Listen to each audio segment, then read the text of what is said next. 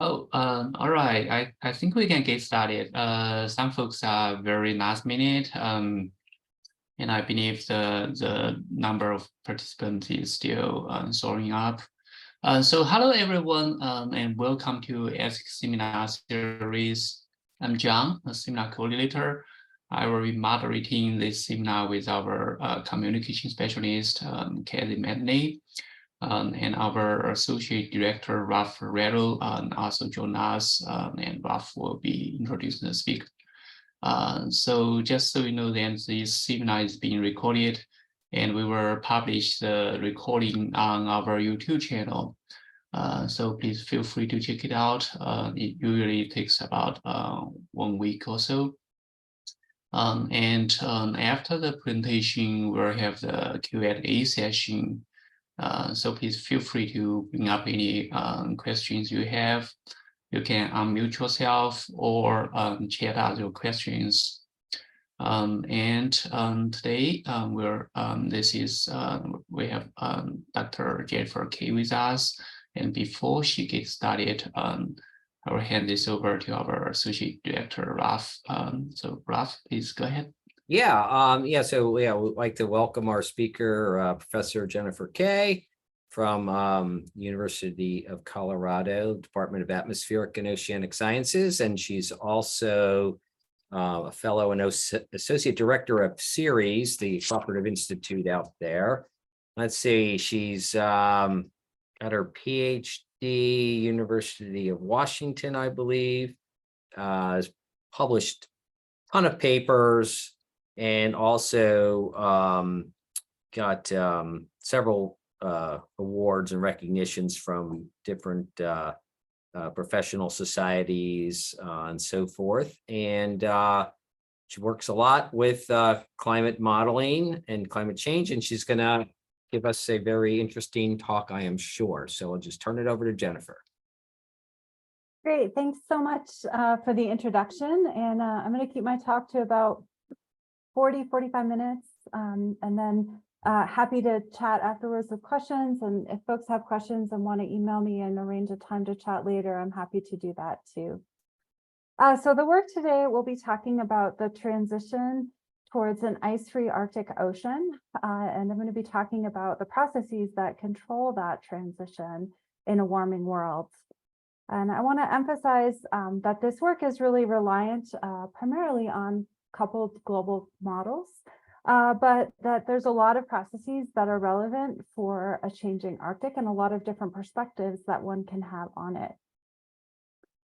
And so I'll start just actually with an image of my foot in some melting Arctic sea ice. And I had the opportunity to go to the Arctic to do some sea ice field work. And this is one of the pictures from some of the trips that I've done. And the first time I stepped on sea ice, I was really scared because I stepped on the surface and I kind of crashed through that. There's like a layer of melt in between the top layer, which had frozen, and a more bottom layer. So I was worried I was going to go all the way down to the bottom of the Arctic Ocean, but instead I just went down to a layer a little bit below. So clearly there are many scales involved in Arctic sea ice loss and many processes that are very challenging to include in global models. And so I think this talk will give you some perspective on what we can learn from global models. But I just want to say just at the outset that I really recognize that there's ways that understanding can be incomplete. And I think it's a real challenge to our community to try to build tools that can make these kind of global projections for what's going to happen, and to think about, what level and what types of processes and what details do we need to include in order to make credible understandings and projections of the Arctic as it changes. So some broad context. Of course, we live in a world where greenhouse gases are increasing, 422 parts per million CO2. I always am a little bit shocked when I look at the latest data. It seems like I'm always having to update this curve as we continue to increase CO2 and other greenhouse gases. And we're seeing the impacts of that globally with global warming, and then also surface warming, especially in the Arctic. And if you look over the last 2 or 3 decades in the Arctic, you can see that there's been a lot of warming there, maybe 3 to 4 times the global mean, depending on the exact years you pick. But also you can see if you look at a longer term perspective, there's a lot of variability. The Arctic is a much smaller region than the globe. And so trying to understand this variability and compare it to what we expect in response to the forcing here, so increasing greenhouse gases and other drivers of climate change. There's a lot of rich questions in the Arctic as the globe warms. So if we look at Arctic sea ice, we have reliable records going back to the late 1970s. And we know that we've seen pronounced Arctic sea ice loss, especially in the summer, the late summer. The 2 lowest years on record, 2020 and 2012, are shown here in their seasonal cycle, along with a long-term mean in the gray. So you can see well outside these long-term means in these record-breaking years. And if we think about what that means for the Arctic Ocean, it really means, there's large, vast areas that used to be covered in ice that aren't anymore. And so there's a lot of implications for the Arctic communities and for other industrial activities, for populations that live in the Arctic and beyond. There's a lot to consider with these changes in the phase of the Arctic Ocean. The changes are most pronounced in the late summer, so that brings us to this kind of very classic plot of the observed September Arctic sea ice loss here, 1979 to 2022. We will have the next year, September 23, very soon. But you can see this overall decline in the extent on the millions of square kilometers of the Arctic sea ice cover. And we can see it's gone from between 7 and 8 million square kilometers down to less than half of that in the extreme years, but still hovering from 4 to 5 million square kilometers as we bump up and down in this record recently. So this really brings up some pretty important questions, and I like to motivate it here, just showing this observed record. Clearly, it's interesting to ask what happened in the past. How did we get to where we are? It's more challenging to understand where the Arctic sea ice existed prior to the satellite record, but we do have some observations of that. But this talk is really going to be focused more on the future. Where are we going? We see these pronounced declines in Arctic sea ice. When might we expect to see very little ice? An ice-free threshold of 1 million square kilometers is often used. When might we see that transition happen for the Arctic Ocean? So in order to make these predictions or projections of when the Arctic Ocean might be ice-free, obviously we have to think about the different sources of uncertainty that might affect that type of projection. And so I just want to highlight that there's 3 sources of uncertainty. The first is internal climate variability uncertainty. This is uncertainty that basically arises from the coupled modes in the climate system, and it arrives intrinsically. It's a part of a given climate state. So it's uncertainty we cannot reduce. If somebody asks you when the Arctic Ocean is going to go ice-free, and you say September 23rd, 2052 at 3:00 p.m. That level of precision is just not appropriate given our understanding of the variability that exists in the system. The second is the scenario or forcing uncertainty. We continue to increase greenhouse gases. There are other drivers of change, such as aerosols. So those changes in forcing are really important for driving what happens. It really matters if we go to 500 or 1,000 parts per million CO2 equivalent. And these changes in the forcing really arise from human decisions. So these are not things that I can tell you what's going to happen in 20 or 30 years with them. Finally, there's the physical process or model uncertainty. And this is squarely where our job as scientists exists.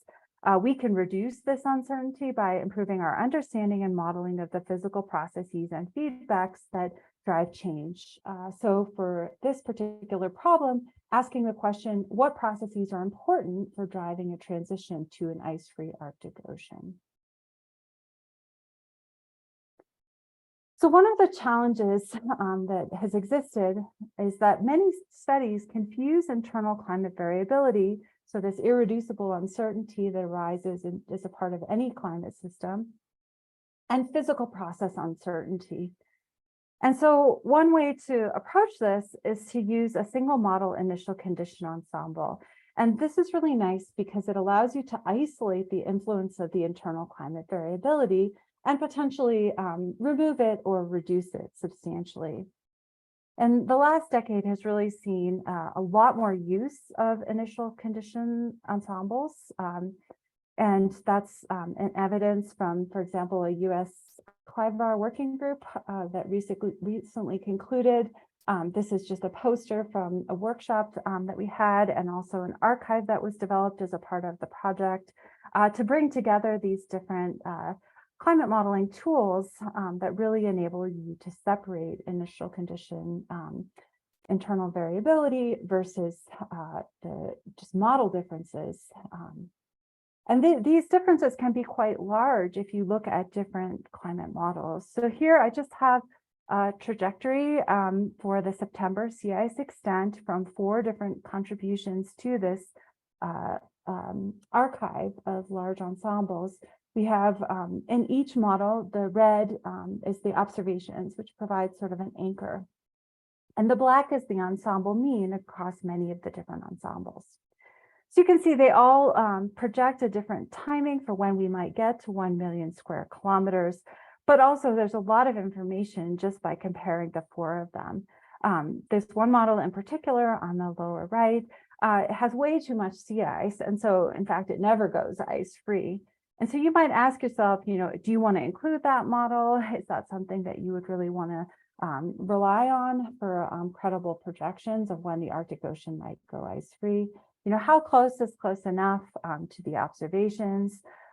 Those are the kinds of questions that I think are really opened up by this. And you can imagine that if you just randomly mixed a few ensemble members from each of these, perhaps just one ensemble member from some, you would end up with a much more confusing story to try to tell. And that's historically where we've been with, for example, CMIP, where we really mix together these different sources of uncertainty. Again, the internal climate variability and the physical process uncertainties. So if you're going to study climate, I think it's really important, especially now that they're broadly available, to understand and to use large initial condition ensembles. And why is this the case?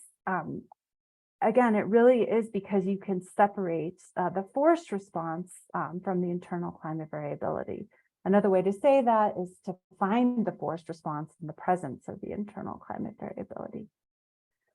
And you can think of it in terms of this very simple equation where the internally generated climate variability, that's the butterfly here, the chaos we can't predict, plus the forced response, which we can characterize using the ensemble mean, gives us any individual climate trajectory. So our observed climate trajectory, the one that we can take observations of, is always a combination of this internal and forced change.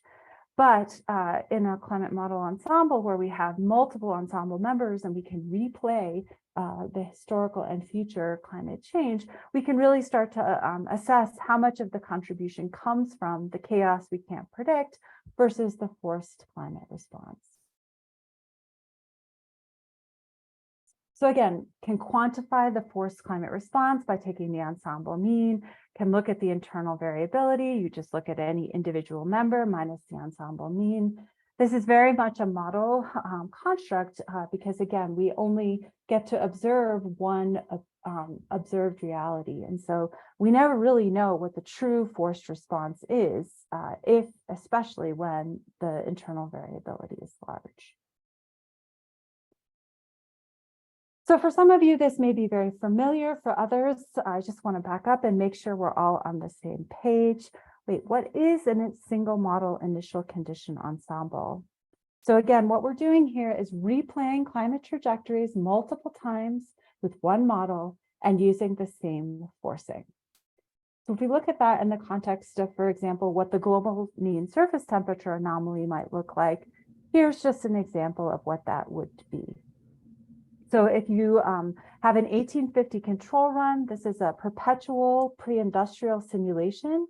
You start the first ensemble member, you run it with historical forcing until you transition to some future forcing and run it, let's say, to the end of the century.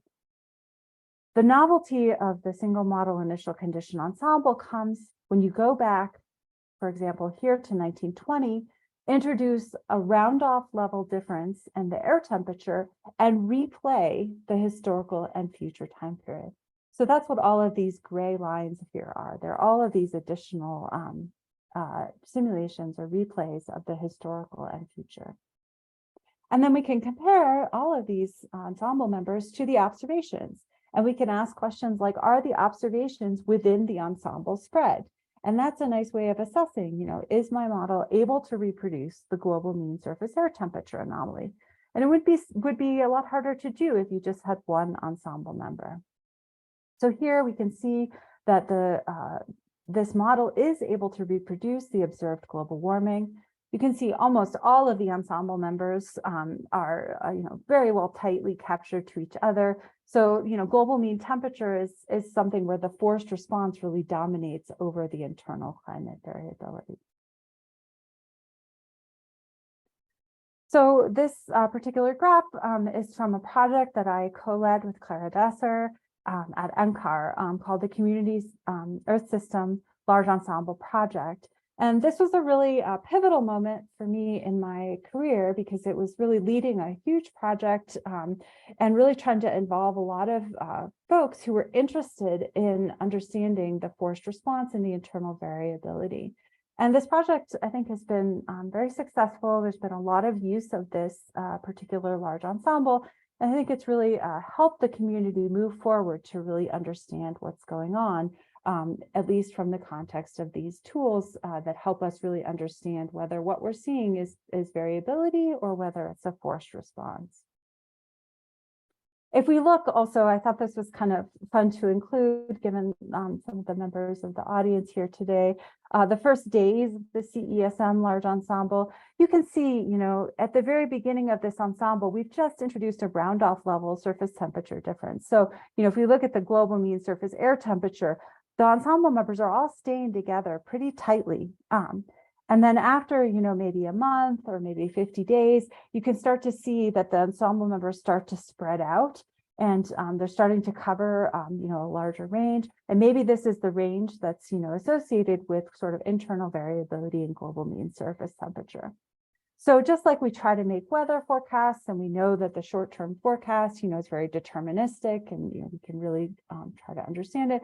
After a while, that initial condition predictability is completely lost, and we're just left with the chaos of the climate system, making really hard to make a climate weather forecast, out decades or 50 years out. So this is a pretty interesting and not new concept, but just really fun to see in a climate modeling context. So I want to provide some examples of single model initial condition large ensembles, some things that people have done with them and just some generic ways that they can be used. And then I'll jump into the topic for the paper. So interpreting observed trends, including detection and attribution. If we look at the winter air temperature trends, this are the observed trends and just one member of the CESM large ensemble. We can see that an individual member can sometimes look a lot like the observed trends.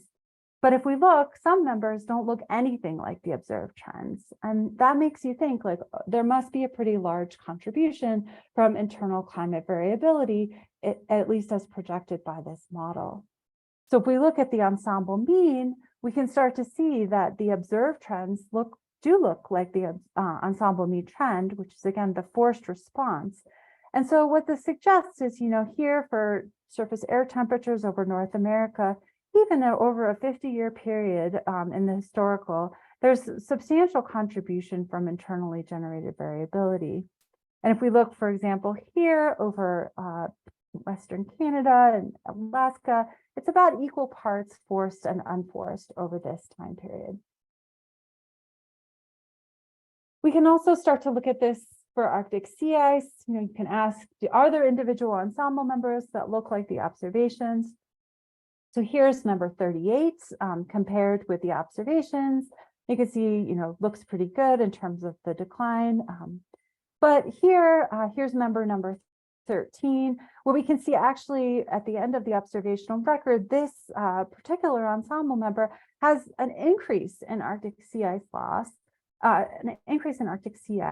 and then a huge loss of ice. It goes from 7 million square kilometers to almost 1 million square kilometers. So pretty close to that ice-free threshold in less than a decade.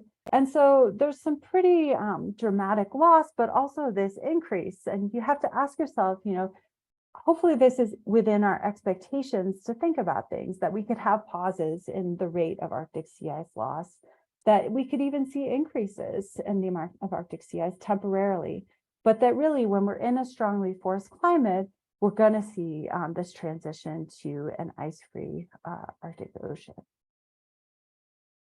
So all of this brings me back to sort of flashbacking to a paper that I wrote with Mariko Holland and Alex Yan, looking at Arctic sea ice trends in a warming world. And in this paper, we had access to one climate model, and we only had 6 ensemble members.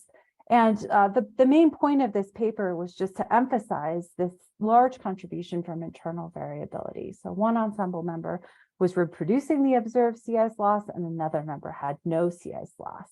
And you can see these from these nice kind of postage stamps plots where we have different months of the year on the y-axis, different trend end years, all starting in 1979. And you can see, for the observed trends at this time, almost all of them in all months of the year, they're all blue, which all indicates that Arctic sea ice extent was being lost. But then if we look at the 6 different ensemble members from this model, we can see, ensemble member 1 maybe looking pretty reasonable compared to the observations, but ensemble member 6, again, looking like very, very different. The only difference between these 6 postage stamps on the right is the initial condition of the model. So really making this point that you really need to understand the internally generated variability if you're really going to interpret this observed trend. So we could ask questions like, are 6 ensemble members enough to understand observed sea ice trends? And we could make these very crude plots where we have, for example, histograms of the sea ice extent trends, and then we could plot individual ensemble members using individual symbols to try to ask, are they significant, are they not? But it left sort of a little bit harder to really assess, what contribution of the observed trend can be explained by internal variability alone. So this is where this detection and attribution gets a lot easier when you have a large ensemble. Now we can really have a much better understanding of the September Arctic sea ice extent trends. First, this was also true of the earlier study. The observed sea ice loss cannot be explained by natural variability alone. It's well outside of the envelope of trends here in the pre-industrial simulation from CESM. But second, the individual climate model simulations can reproduce the observed sea ice loss, but that the ensemble spread is large. And when you look at this, you actually also get this approximately half forced and half internal variability response. So there is some overlap of these 2 PDFs in the CESM large ensemble, suggesting, if we had been unlucky and the internal chaos of the system had counteracted the forcing, we might have even seen very little sea ice loss over the observed record. But instead, we have a little bit of a contribution from the variability that's just natural in the system with the forced trends in order to give us the observed trends.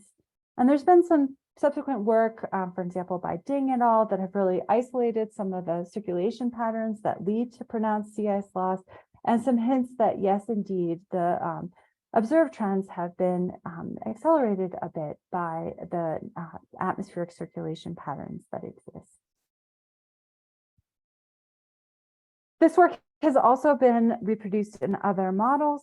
So for example, this is a figure from the Canadian Large Ensemble where they looked at the model with natural variability alone. So that's their pre-industrial control. And then the model with sea ice loss. So that's the model with the forcing included and the observations.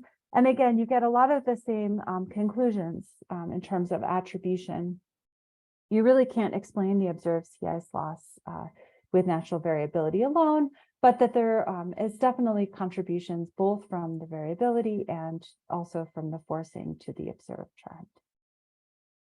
All of this was summarized really nicely in the recent IPCC AR6 assessment, Human Influence on the Climate System. So just encourage you to reference that. But I think it's really nice to have these large ensembles in order to help look at sort of the robustness with which we can really assess if the sea ice loss that we're observing is, caused in part by humans. And I think the answer there is it definitely is. So examples, moving on to inform model evaluation and a foundation for projected change. Here's where I'm going to switch in the talk to the paper that we published last year, looking at the processes controlling the transition to an ice-free Arctic Ocean in the CESM2, so the Community Earth System Model version 2. So some general guidance, and you'll see this as I go through the plots for this particular paper. First, we're going to compare individual climate trajectories when assessing physically plausible outcomes. So what does that mean? It means I'm not going to do things like compare the ensemble mean to an individual trajectory if I'm trying to assess things like, is the model able to reproduce the observations? Observations and individual ensemble members should be directly compared. Both represent one climate trajectory, both include both the forced response and the internal climate variability, and they're both physically consistent outcomes that have a chance of occurring. I am going to use average climate trajectories or average over time and space when I'm trying to assess differences in the forced response. And so this may come up, for example, when I want to try to see, if I make a change to the physics in the model, has it actually changed the way that the climate system is responding in the model? And I'm going to use this concept of ergodicity, so the interchangeability of ensemble members and time, because as you'll see, we have one large ensemble, but then when we have some experiments that we're doing, we don't always have 40 members or other things. So we might want to take a slightly longer time period in order to compare different ensemble members and to compare the forced response in different ensembles. So this work really originated from looking at the Arctic sea ice and CESM2 and assessing that basically the observations lie on top of the ensemble members that were being run. And this is in comparison to the 50-member CESM2 large ensemble, but we knew this as a part of the development of the model as well. So there was not enough Arctic sea ice in CESM2. So what we did, we looked at the CESM2 and we said, one of the things we could try to do is to reduce the surface melting of sea ice. And we think that that could have a particularly pronounced effect on the Arctic. So what we did, I'll call it a street tune. And street tuning, is tuning the cars in the actual environment on the street and the actual driving conditions. So, for example, taking this car, making it something else. I want to emphasize this because the CESM2 was already released. We were having some trouble with the Labrador Sea and shutting down the overturning circulation in the North Atlantic. And so increasing the amount of sea ice in this model was not something that was considered very palatable to the climate model development team. So we did this as kind of an experiment after the fact, but I think it provides a really nice example of how one can assess model differences and make improvements, and especially leveraging something like a large ensemble that exists. So what are the street tunes that we did? When compared to CESM2, we have this new configuration we'll call CESM2 less melts.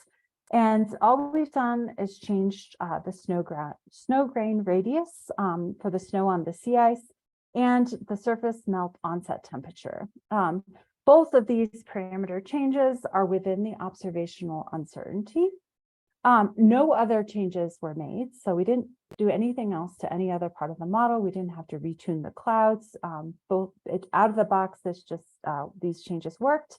And we ran a pre-industrial control run about 400 years. We used the pre-industrial control to kind of assess what snow grain radius and surface melt onset might do. Once we were happy with the pre-industrial control, we ran 4 ensemble members, again, following the historical and future forcing. So this was following the CMIP-6 forcing protocol. So we started by comparing the Arctic sea ice in the pre-industrial control run. And here I just have a map of the September sea ice concentration on the left, and then the difference on the right. So the difference is probably a good place to start. You can see our less melt configuration has a lot more September sea ice concentration in the pre-industrial control, especially here off the coast of Russia, but in other locations too. We also looked at the March sea ice thickness, and we saw, again, on the left is the March sea ice thickness and the less melt. On the right, the difference between the less melt and the CESM2. And we can see that we have thickened the sea ice appreciably here by about a ½ meter. So now with this new kind of coupled control, we can start to ask, are we going to see a different transition to an ice-free Arctic Ocean? How does this look compared to the observations? So again, because we're comparing to the observations, we're going to compare individual ensemble members. And so we can see the observations here in red are 4 less melt members, in blue here, the different blue squiggly lines. And we can see that now the observations and the CESM2 configuration are kind of lying more on top of each other. We can also see still there's a transition to an ice-free Arctic Ocean that's happening sometime about the middle part of this century. One of the things that we wanted to do was see if common metrics used to evaluate sea ice would help us differentiate between the CESM2 large ensemble, where we had 50 members, and our 4 less melt members, which are shown here as individual blue circles. And one thing that we really found was that there was a lot of internal variability in some of these common metrics used to evaluate sea ice. Now, I want to caveat that we had very similar global warming in both of these configurations. So, for example, here, this is the change in sea ice extent normalized to the global mean surface temperature change. So here, this global mean surface temperature change is very similar in the 2 configurations. But still, there's a lot of variability in these metrics, such as the trend or normalizing the trend, the global mean trend, that make it pretty hard to differentiate between these 2 configurations. So having made some comparisons to observations and shown you the pre-industrial control, let's use this new configuration of the CESM2 as a foundation for projected climate change. Let's really think about what this means for the transition to an ice-free Arctic Ocean. So we'll start with ensemble time means. We have the CESM less melt over the historical period, and then the difference between that model configuration and the CESM2. And so we can see, like in the pre-industrial control, in the kind of the present day or recent present, we can see, there's a lot more September sea ice extent in our less melt configuration. A lot thicker March sea ice, here about a ½ meter thicker in the central Arctic in places. So again, those differences in the pre-industrial control have translated and persisted as we started to apply anthropogenic forcing and the historical forcing. If we look as we continue into this century, so here we are in the 2030s and 2040s, we still have more September sea ice extent in this less melt configuration. The differences in the March sea ice thickness now are starting to be smaller, and this is because we're transitioning to primarily a seasonal ice pack in the Arctic, where we have the ice melt back and refreeze every year. And then by the time we get to the 2050s and the 2060s, we can start to see actually the differences between these two configurations start to decrease pretty substantially. And that's because in September, both of these configurations, many of the ensemble members have gone ice-free. And again, their differences in the March ice thickness is primarily a seasonal snowpack. So there's much smaller differences in the sea ice. So some of the take-homes from this is that this transition to an ice-free Arctic Ocean is happening at a different time. It's happening later in this less melt configuration than it is in the standard configuration, but that by the time we get to the 2050s or 2060s, those differences are pretty hard to see anymore. We can also ask questions like, because we've noted such large internal climate variability, are these two configurations really distinct? So here we've just used some bootstrapping. So we've taken the 4 members that we have from the CESM2 less melt configuration and compared them to bootstrapped members. So we only have 4 members in each one of the gray lines here to match the less melt configuration. And we can see in general, comparing these ensemble member equivalent sizes, that the blue curve is always above the gray curve. So there's always more September sea ice extents in this less melt configuration, although there are times when it can overlap. And it's useful to know because maybe it's not always going to be the case, and it's useful to try to assess whether or not you've actually changed the mean state of the model. And there, I think averaging in time and space is really, and across ensemble member is really helpful. We can also ask things like, do we have a difference in the timing to an ice-free Arctic Ocean?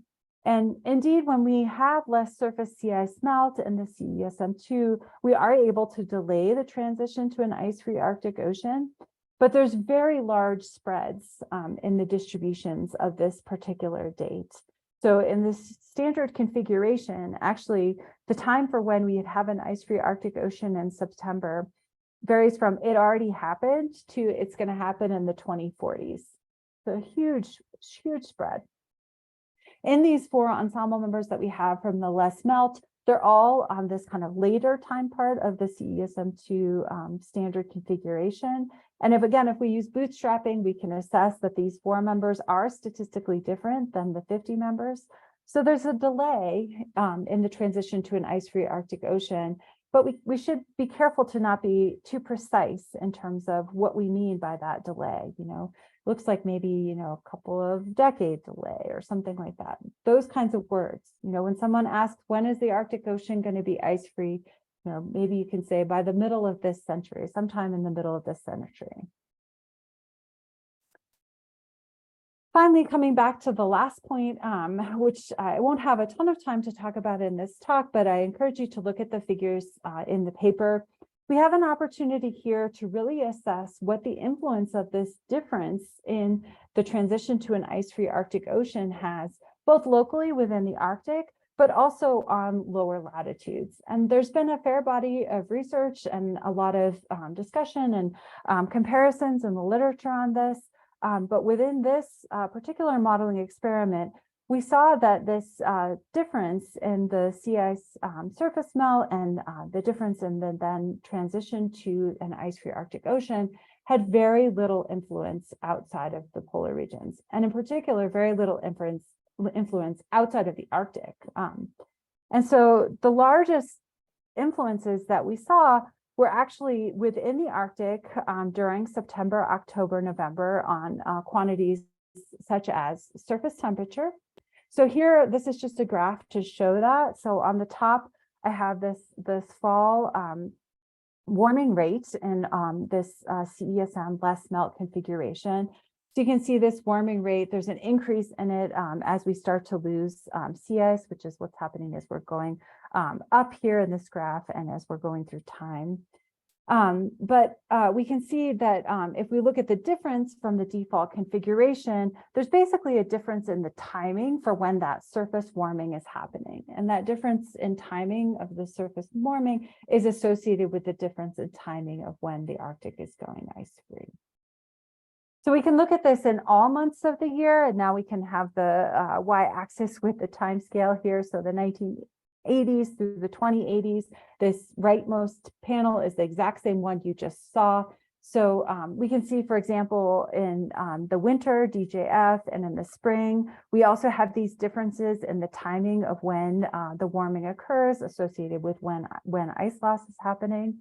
And here in the summer, consistent with the fact that most of the heat is going into the Arctic Ocean as opposed to coming out of the Arctic Ocean, we see very little difference in sort of the warming rates in the summer.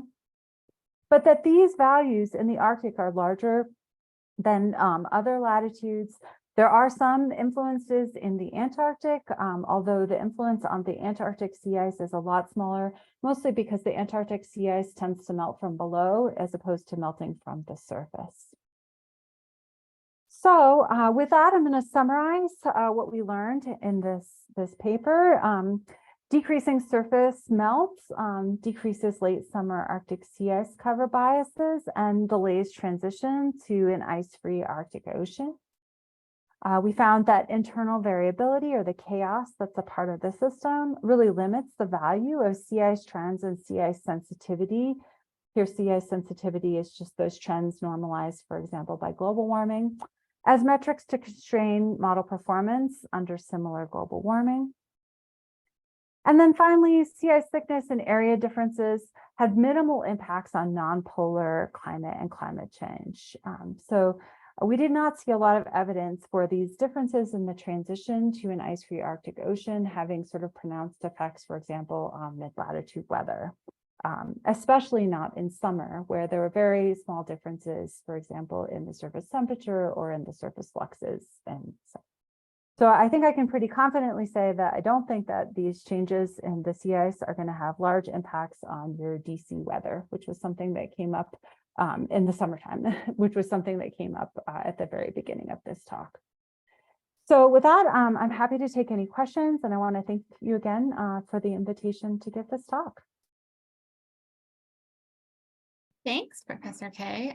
So if anyone has any questions, this is the time to ask. I see there is a long one in the chat. Ralph, did you want to ask that out loud, or did you want me to read that out loud for you? You can just read it. Okay, so for everyone, including Professor K, it's in the chat, so I'll read it out loud. I understand that from a modeling perspective, the global mean surface temperature is a useful variable indicating zero order change and for comparing models with measurements. However, there are huge differences regionally in the mechanisms involved, the energy fluxes and the responses.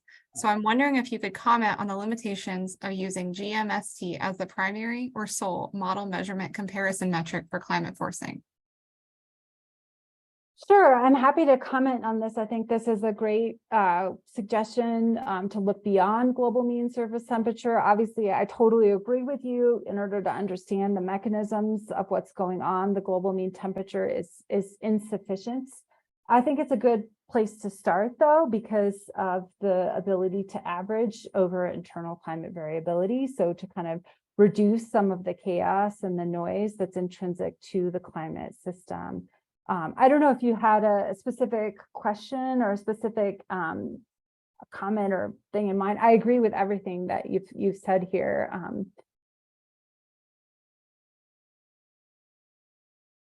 Well, I mean, I'm just wondering, I mean, that's using that in such a fundamental way. I'm wondering where you see the limitations of doing that. I mean, I have some ideas from a measurement perspective, but you're taking a modeling perspective. And modelers tend to grab onto this particular metric a lot more readily than us measurement folks do. That's kind of the motivation for the question. Yeah, I guess I don't really consider myself a modeler. Maybe I'll just stand on my soapbox for 1 second. This is a modeling talk for sure, but the ability to bring in insights from observations and models is really important. So like I said, global mean temperature is one metric that one can use. It's not the only one can use, and it's not the only one we have used. It's a simple one to present in a talk like this, as opposed to going through all of the metrics that we look at. So I don't want you to get the sense that that's the only thing that we're looking at in model development perspective. Certainly. Maybe you could say something about what else you look at, because that was the only thing you mentioned that I recall. So we look at things like the September sea ice extent, which is very well observed, and we have 4 decades of it. One thing that we cannot look at, and I just want to clarify, it's really hard to look at, is to look at, for example, one region, in 1 year at one, forcing element. We just don't have that level of ability to interpret what that means because of the large variability and chaos that exists in the system. And if I think about a place where I think there's just like a fundamental disconnect between folks who call themselves observers and call themselves modelers, I really think it is in that internal climate variability.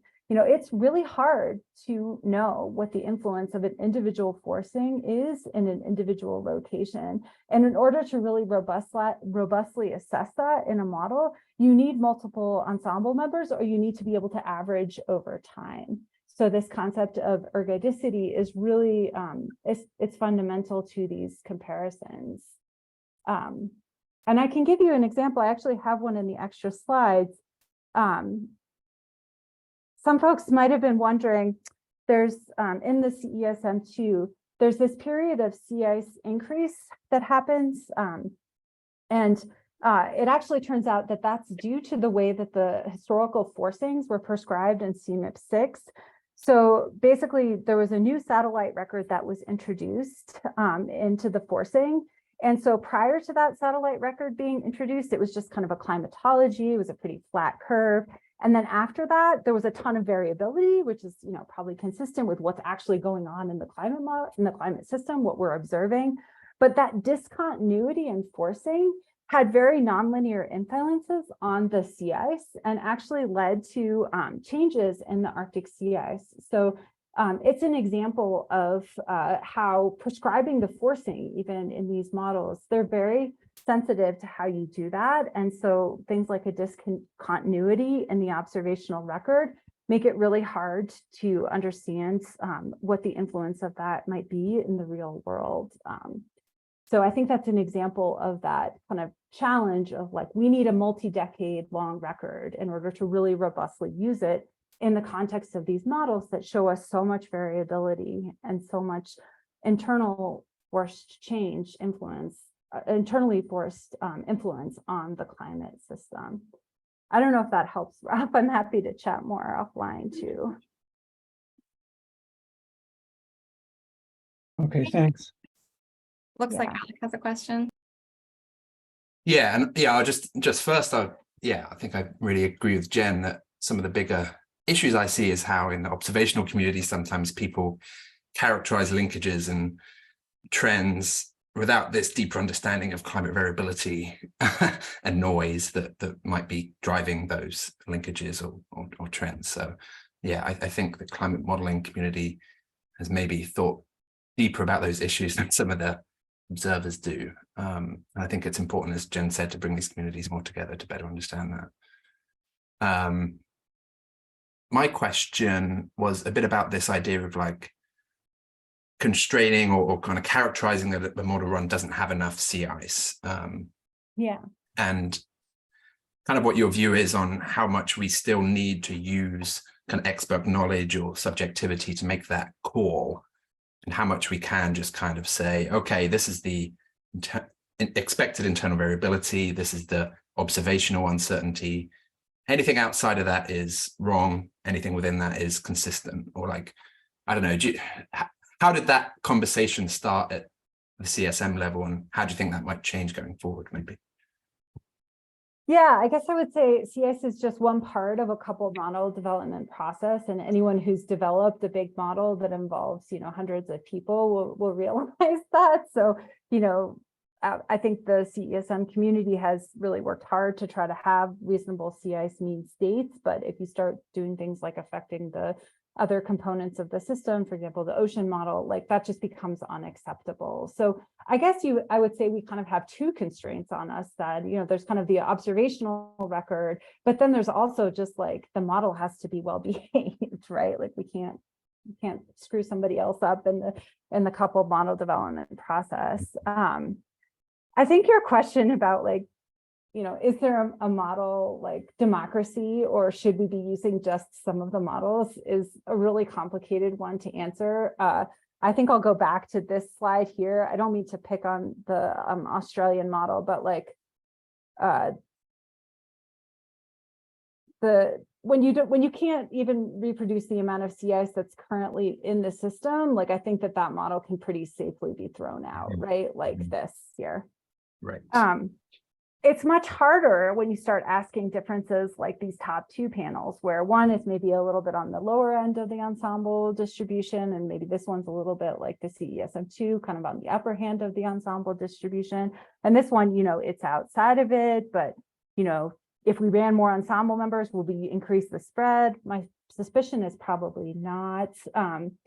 So yeah, I think if you have 30 or 40 ensemble members and your observations on a 40-year trend are within them, like I think your model is doing pretty well. And I think you can't rule it out. If you have ensemble members and it's well outside of that, like for example over here, I think there is a case to be made that model democracy is not the way to go. Well, yeah, maybe just to better clarify my question, it was like, yeah, do you think there's a way in which we can better, as you're producing like the next CSM run, to like automate that kind of decision making and whether it's capturing all those elements of the different subdomains accurately or not? Or is it always going to involve a lot of kind of expert knowledge to kind of sit around a table and discuss, I mean, I think it will always involve some expert knowledge, right? Because it's at the end of the day, it's about what your priorities are in coupled model development. And there are always trade-offs that one has to make. So at the end of the day, that's really the trade-offs that a group of people putting together. It's why it's kind of incredible that we have so many different groups all over the planet putting these tools together, because they will all kind of arrive at different decisions. And I think that diversity in decision making is really helpful. Yeah. Thanks for the question, Alec, though. I think that's really thanks for the great talk. Good question. I think we have time for one more. Chris, you want to go? Chris, you're muted.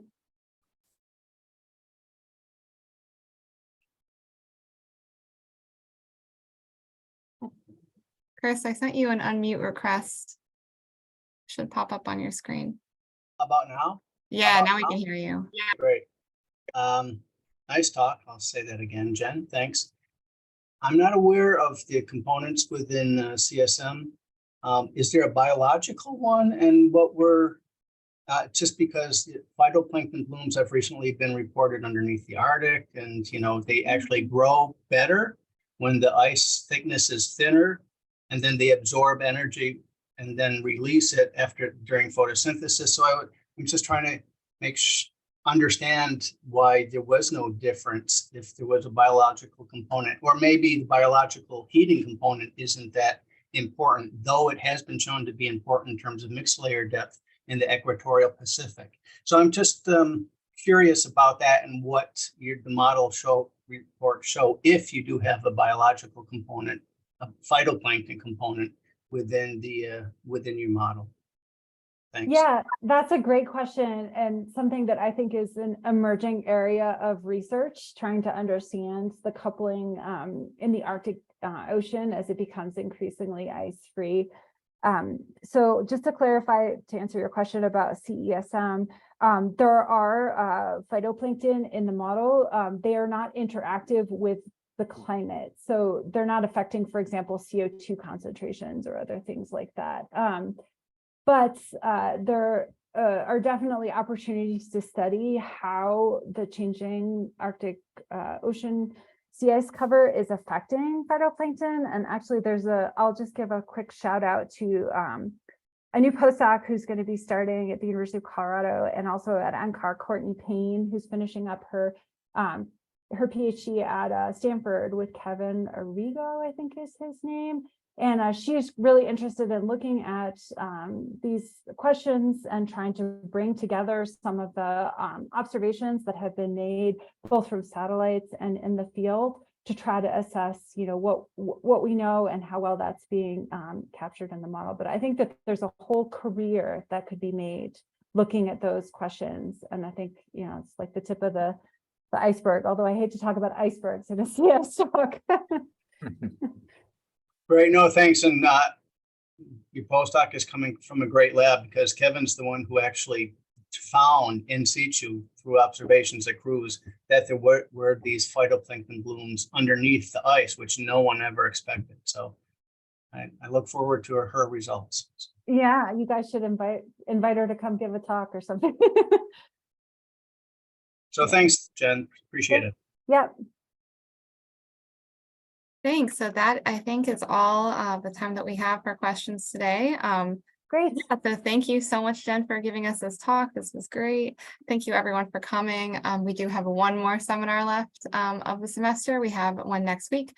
That one is in person, so I will not be there, but John hopes to see you all there. Anyway, have a great week, everybody. Thank you. Yeah, thanks, Jennifer. You're welcome. Happy Monday, everyone. Yes, you too. Thanks so much, Jen.